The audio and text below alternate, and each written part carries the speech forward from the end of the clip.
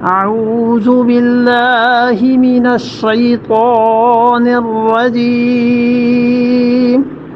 بسم الله الرحمن الرحيم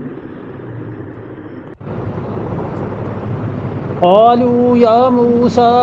إما أن تلقي وإما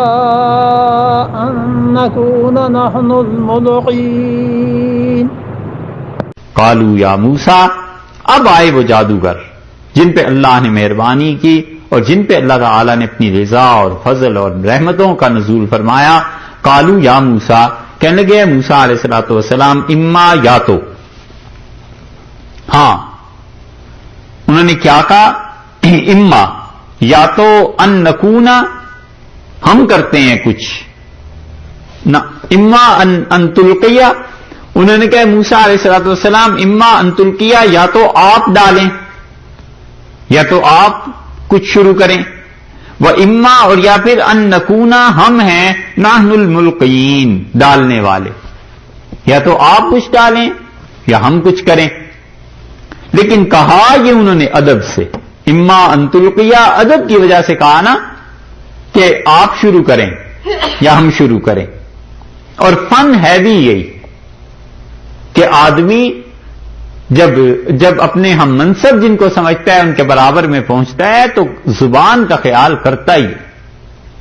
اور جن مفسرین نے اپنی رائے اس پہ یہ لکھی ہے انہوں نے بھی خوب لکھا ہے. وہ کہتے ہیں انہوں نے ادب سے کہا،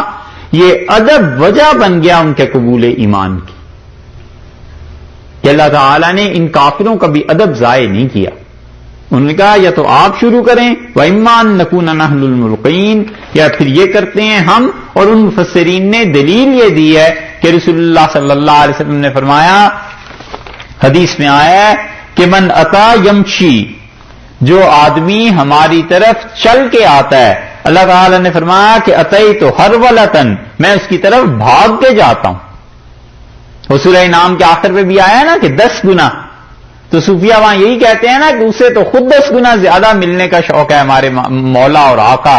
حق تعالی شانو کو ہم سے، جتنا ہمیں شوق ہے.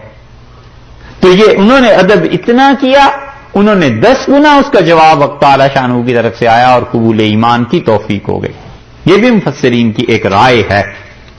اگرچہ کچھ اس کے خلاف بھی ہیں. وَإِمَّا أَن نَّكُونَ نَحْنُ الْمُلْقِينَ، یا پھر ہم کچھ شروع کریں